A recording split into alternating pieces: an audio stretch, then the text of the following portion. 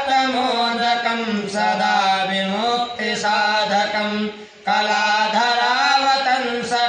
विलासिलोकरञ्जकम् अनायकैकनायकं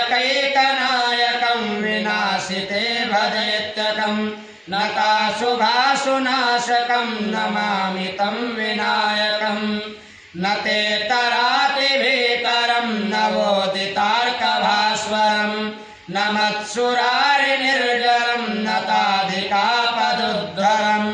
सुरेश्वरं निधीश्वरं गजेश्वरं गणेश्वरं महेश्वरं तमाश्रये परात्परं निरन्तरं समस्तलोकशङ्करं निरस्तदैत्यकुञ्जरं दरेतरोदरं वरं वरे भवत्रवक्षरं कृपाकरं क्षमाकरं मुदाकरं यशस्करं नमस्करं नमस्कृतां नमस्करोमि भास्वरम् अकिञ्चनातिमार्जनं चिरन्तनोक्तिभाजनं प्रपारिपूर्वनन्दनं सुरारिगर्वचर्वणं प्रपञ्चनाशभीषणं धनञ्जयादिभूषणं कपोलदानवारणं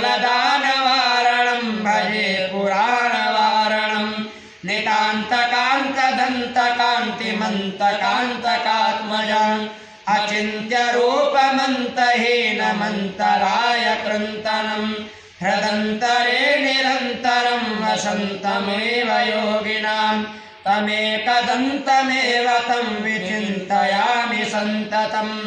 महागणेशपञ्चरत्नमादरेण योऽन्वहं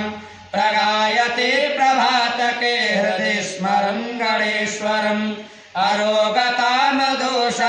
सुशाहितीं सुपुत्रतां